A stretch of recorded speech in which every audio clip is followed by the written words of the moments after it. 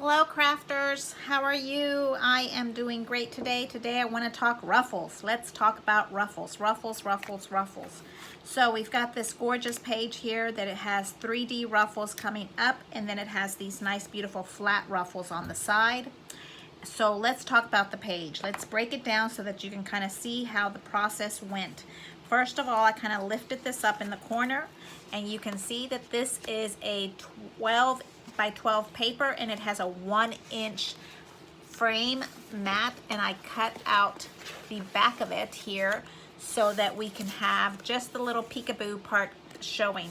The pink page on underneath all of this is a pink, very tonal pink underneath, and it is an 11.5-inch square paper, and it goes around it so that you just barely have a tiny little smidgen of the green, giving it something for it to land on.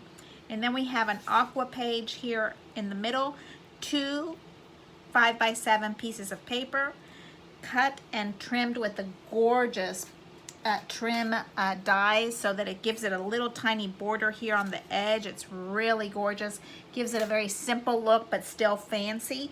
And then how do we do these gorgeous mats?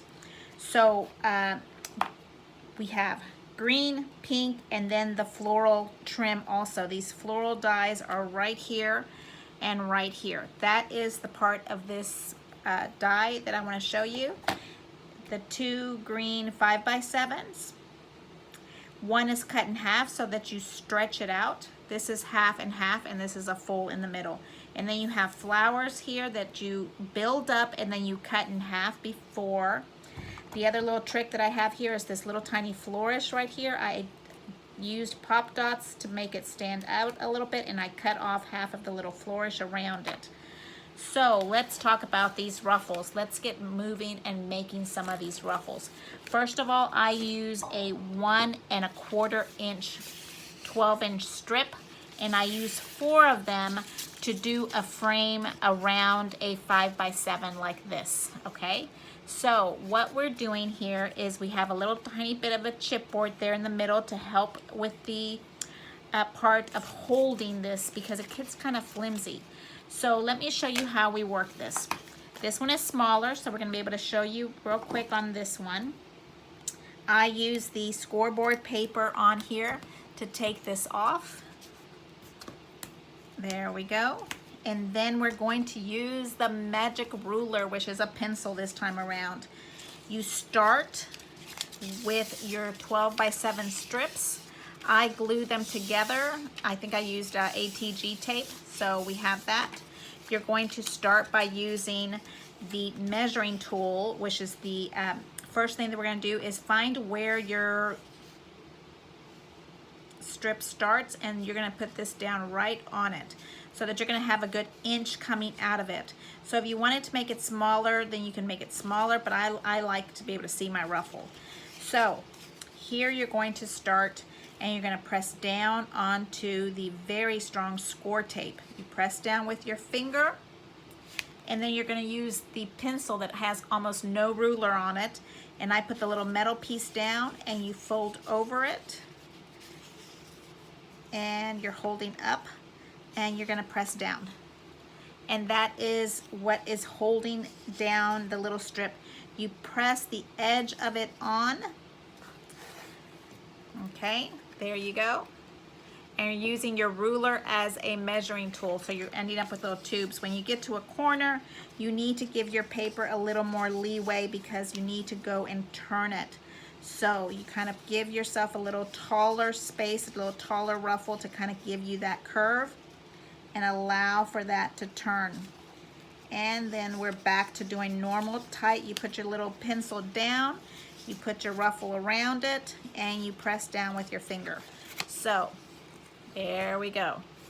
Super easy, and you're staying away. I always keep this little part here taped so that my paper doesn't stick to it. Okay, you release some of the score tape, pull this out, put the little eraser down so that you can get a nice crisp measurement, and you're leaving a little nice little tube there. And there you're building. You're building your little ruffles. Bring this down. and slowly coming around. Now you're getting to a corner again, so we need to kind of give it a little more leeway. Give your ruffle a little bit more space when you're doing your curve. That's the trick there. So you're pressing down, pencil, press down with your thumb, finger, whatever you like. You see how that's working? Okay, come back up. You're letting go some of your Sudoku tape and you're pressing down. That one feels like it's kind of going a little bit too high, and correct it.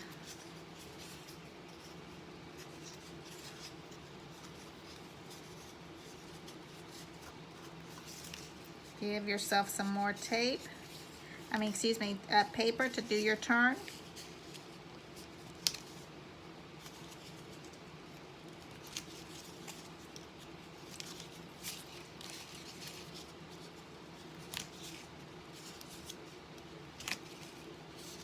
Going all the way around. Give yourself some time to practice. Now, what I am using is text weight paper. It is not heavy cardstock. I can imagine that heavy cardstock would probably be hard to do. Now at the end, you want to glue it. I'm using some wet glue here.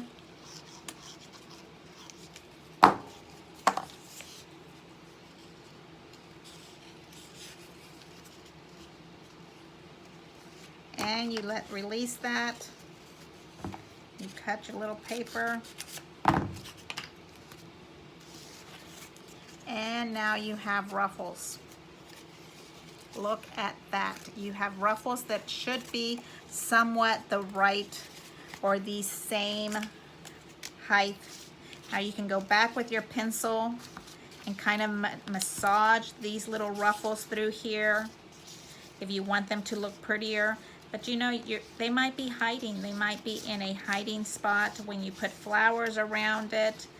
But yes, you can go in here and massage these little spaces here, crease and primp some areas. So it looks like I'm doing like 3 little turns, 3 little creases. Here I did 1 crease and you can kind of see it's a little bit sloppy. But I think when I do 3 creases around through the corner, it kind of looks like it's pretty good. Okay, I use this little ruler, this little pencil, and I go back and I make sure that it's nice and secure on your little areas with your Sudoku tape. Is that what it's called? Score tape. Sudoku is something else, isn't it? Isn't that a math game? So here we go. It's looking nice. And here you have 3D ribbons, okay? So I would put a little chipboard on the back of this to give it a little bit more weight on it, just like I did this one. This one has a little bit more weight on it. Now, this is your 3D area.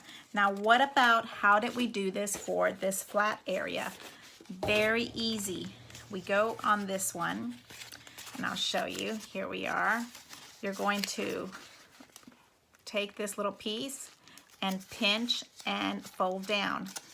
Pinch and fold down. Pinch it together and fold it down. So you want to be folding it all in the same direction so that you're pleating all what I'm saying going up. Pleat, pleat, and that's gonna be your flat ruffle. Now there are tons of embossing folders that do this measurement with you not having to do this, but if you wanna do freehand ruffles, this is a technique to do freehand ruffles. Maybe not what exactly Anna Griffin does, but this is how I survived this class and did that. So now we have them flattened, and you can come back and kind of give them all a little press, and you end up with the look that we have for that page. And in the front, we had the big fluffy one. Here you have the fluffy one, which, you know, eventually if you put it in a book, it'll flatten out. But here you go. So here you have the pencil tool to make your ruffles, and then you come back and pinch them to flatten them out.